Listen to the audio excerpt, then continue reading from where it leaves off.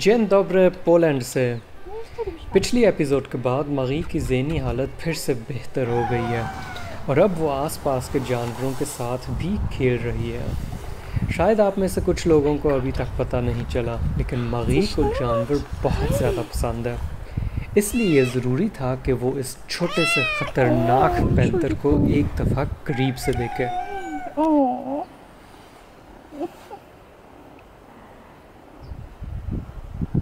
Es riecht nach Thunfisch.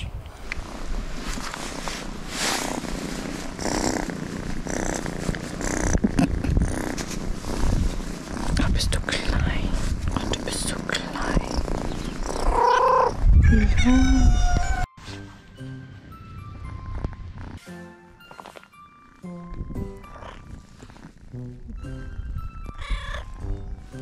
मुझे तो पक्का यकीन है कि बिल्ली और कुत्तों को किसी तरह पता चल जाता है कि इस इंसान को मुझसे एलर्जी है और इसलिए वो जानबूझकर हमेशा मेरे करीब आते हैं।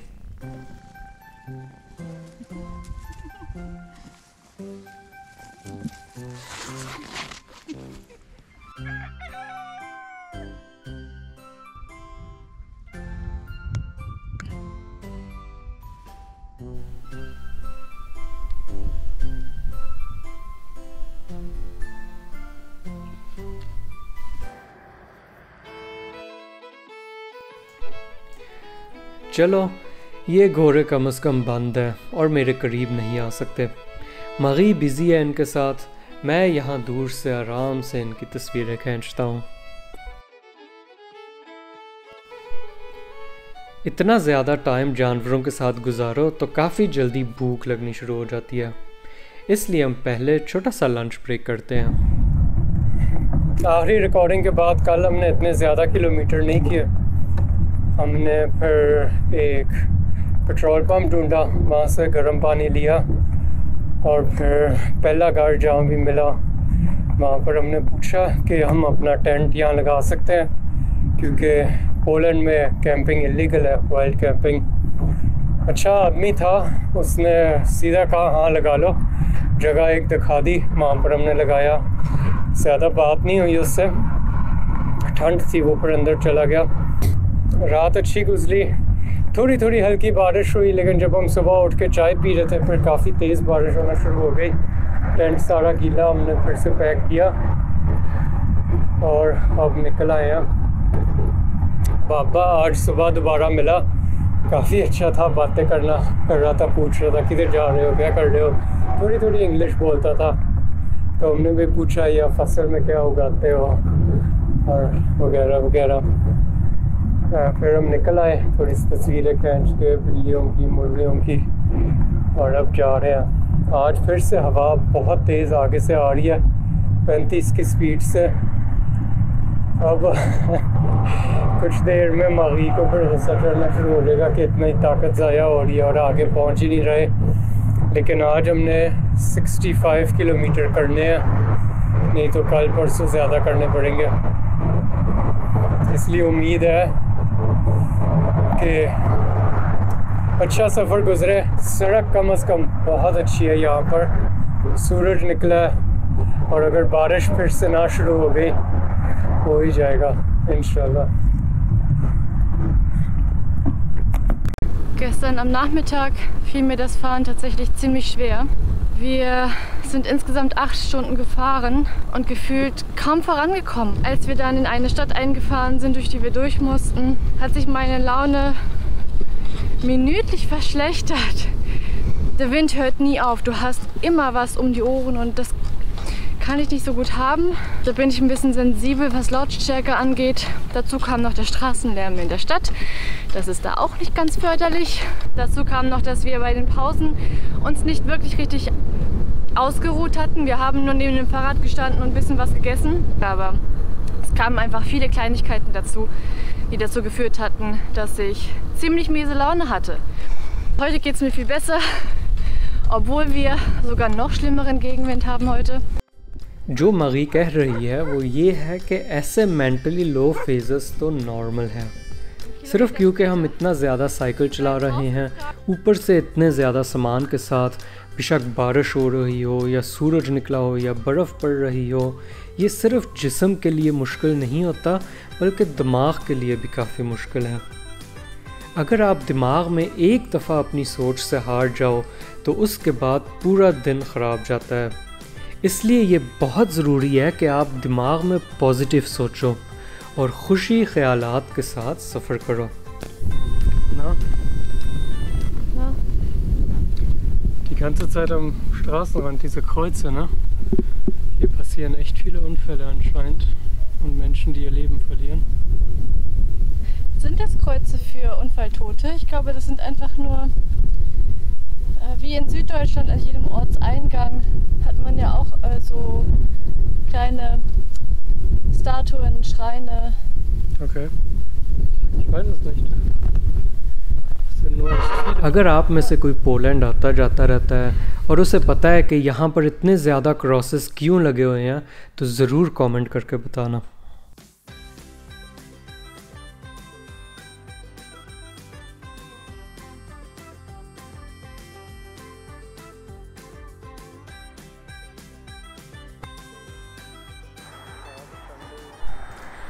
आज संडे है और यहाँ पर कोई दुकान नहीं खुली। हम यहाँ से गुज़र रहे थे और एक छोटी सी दुकान खुली हुई थी। मग़ी अब अंदर गई है चेक करने के लिए कि यहाँ से कुछ खाना मिल सकता है कि नहीं।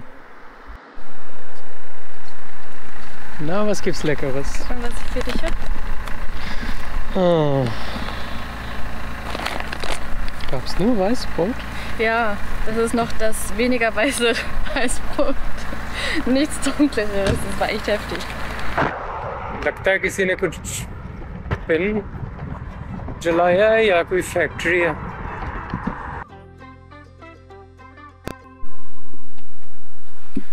पिछले 20-25 किलोमीटर हम मेन रोड पर चल रहे थे और वहाँ पर चलाना काफ़ी मुश्किल होता है क्योंकि गाड़ियाँ बहुत ज़्यादा होती है, ट्रक होते हैं और वो इतना ज़्यादा फासला नहीं छोड़ते। और हम अब यहाँ से गुज़र रहे थे और यहाँ हमें एक बड़ी सी पैली नज़र आई जो हर साइड से दरख्तों से बंद है और वहाँ पीछे वहाँ पर एक एंट्री का रास्ता था। हम अब अंदर आ गए, हमने यहाँ पर अपना टेंट लगा दिया और अब सारा सामान उठाकर अंदर लेकर जा रहे हैं क्योंकि रात भी हो गई है। उम्मीद है कि कोई हमें देखे ना, क्योंकि पोलैंड में कैंपिंग करना इलीगल है। अब हम गर्म पानी हमने ले लिया था पेट्रोल पंप से। अब पहले नहाते हैं, खाना खाते हैं, फिर वीडियो एडिटिंग भी करनी है। 2 दिन बाद मेरी वीडियो रिलीज़ होनी है, उस पर थोड़ा सा क्या बहुत ज़्यादा काम अभी बाकी है वो करना है। चलो मिलते हैं फिर कल को।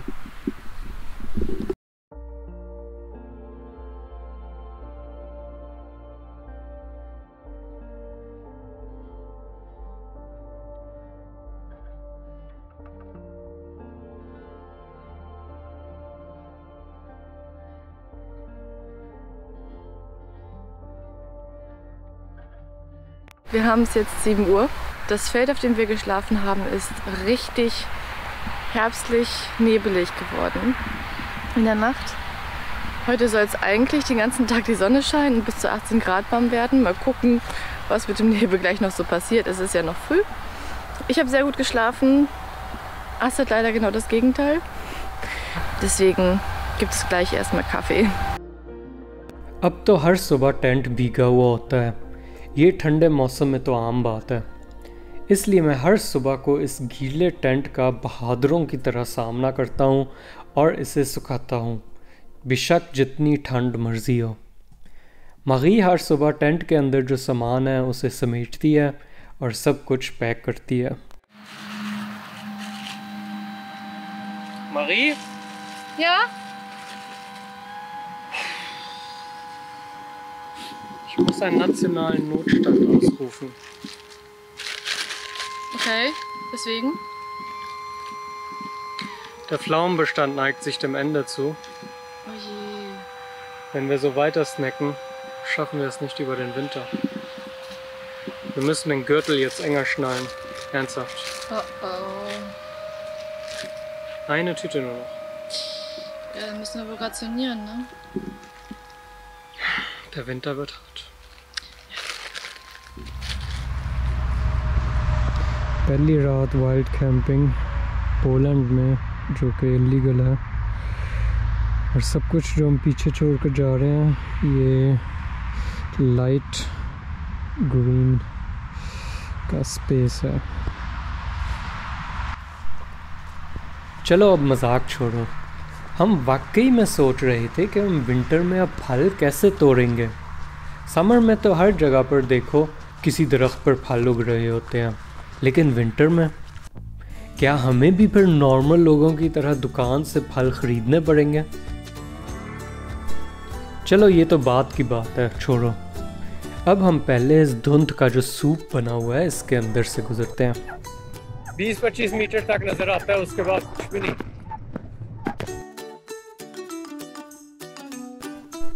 और बिल्कुल फलों की तरह एकदम से सारी धुंध भी हट गई। हम यहाँ पर सेमेट्री से गुजर रहे थे और पता नहीं अच्छा लगा सेमेट्री, ये सोचा ज़रा देख कर आता हूँ।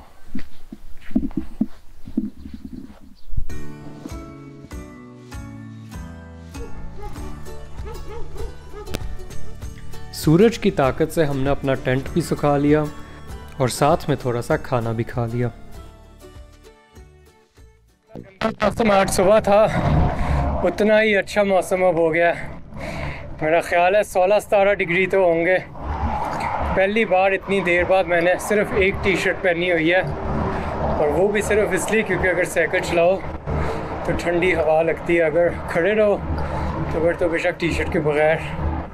बहुत अच्छा मौसम है आज।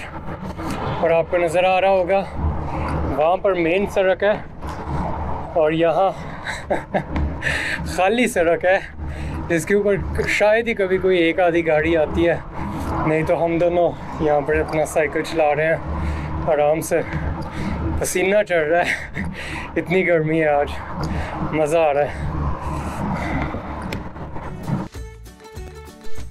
ये सड़क देखें कैसे कमाल की है। हर साइकिल का रास्ता इसी तरह होना चाहिए। शाम को हम एक छोटे से गांव से गुजर रहे थे, जहां एक मुर्गा हमारे आगे सड़क से गुजर रहा था। हमने इसे एक अच्छा निशान समझकर उस घर में पूछा कि यहाँ पर कोई टेंट लगाने की जगह मिल सकती है। मकान मालिक आया और उसने हमें अपने घर के बाहर वाली साइड पर हमें एक जगह दे दी। उसकी बहू फिम हमें घर के अंदर सोने की जगह देना चाहती थी, लेकिन लगता है मकान मालिक को शायद हमसे थोड़ा सा डर लग रहा था। बात तो वैसी सही भी है। अगर हम जैसे दो मुसाफिर आपके घर पर दस्तक दें और आपसे एक टेंट की जगह के लिए पूछें, तो आपका क्या जवाब होना था? कमेंट करके ज़रूर बताना। अगली सुबह पिम ने हमें नाश्ते पर बुलाया। वो ओरिजिनली थाईलैंड से है, लेकिन लंबे समय तक अमेरिका में रहा करती थी और वहाँ पर वो अपने पति से भी मिली, जिसका परिवार यहाँ पोलैंड में रहता है। क्योंकि वो उन्हें बुढ़ापे में अकेले नहीं छोड़ना चाहता, इसलिए वो कुछ साल पहले अपने बीवी बच्चों के साथ यहाँ आ गए। पिम ने हमें अपनी ज़िंदगी के बारे में थाईलैंड में बताया। उसके बाद जब वो यहाँ पर आई तो उसे कल्चरल शॉक लगा। टीवी में उसने पोलैंड हमेशा अलग तरीके से देखा था। ऊपर से यहाँ गांव में किसी को इंग्लिश भी नहीं आती थी और रीत रिवाज सारे अपने घर से अलग है। और इस पूरे गांव में वो सिर्फ एक अकेली ठाई है। लेकिन वो ये भी बता रही थी कि फ़ेसबुक के ज़रिए उसे दूसरे ठाई लोग पास वाले गांव में मिल ही गए। अब वो उनके साथ मिला करती है, उनके साथ कुकिंग रेसिपीज़ एक्सचेंज करती है, थाई सब्ज़ी और थाई स्पाइसेस भी ख़रीदती है, और कुछ महीनों बाद एक फ़ंक्शन भी ऑर्गेनाइज़ करती है ताकि सारे थाई लोग एक दूसरे से मिले। हर किसी को अपने देश से दूर भी कुछ ऐसा चाहिए जो उसे अपने देश की याद दिलाए और उसे महसूस ना होने दे कि वो अपने घर से कितनी दूर है। हालांकि फिम की पोलैंड की ज़िंदगी की शुरुआत काफ़ी मुश्किल थी। पता चलता है कि वो अपने ससुराल वालों और ख़ासकर अपने जेठ का बहुत अच्छे से ख्याल रखती है। उसका जेठ दिमागी तौर पर ज़रा सा बीमार है और वो उसका ऐसे ख्याल रखती है जैसे वो उसकी अपनी सगी बहन हो। क्योंकि उसको तस्वीर लेना बहुत पसंद है, हमने दोनों के साथ एक सेल्फी ले ली। पिम से मिलकर बहुत खुशी हुई। हमें खुशी हुई कि हम किसी नए इंसान से मिले और हमने उसकी ज़िंदगी के बारे में जाना, और उसे खुशी हुई कि वो अपने दिन ब दिन के रूटीन से निकली और उसने नए इंसानों को जाना। अब कुछ ही देर बाद हम अपने होटल पहुंच जाएंगे, जहां पर हमारा एक पैकेट इंतज़ार कर रहा है, जो कि जर्मनी से मेरे भाइयों ने भेजा। लेकिन उससे पहले Nach gefühlt einer halben Ewigkeit hat Assad mal wieder was gefunden. Guck mal, wie hoch die sind. Ja. Heftig. Das wäre verantwortungslos, wenn ich sie nicht pflücken würde. Mhm.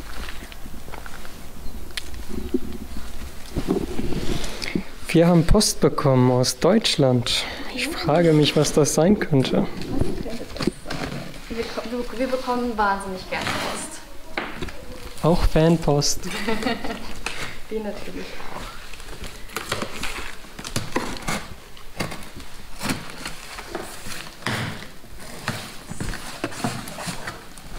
Juhu!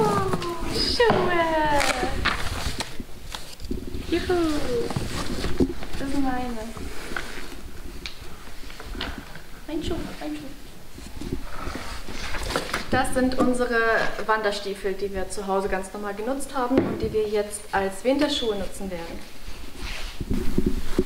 Yes! Mit diesen Schuhen war ich schon 6.645 Meter hoch. Wo hast du die gekauft? Ecuador.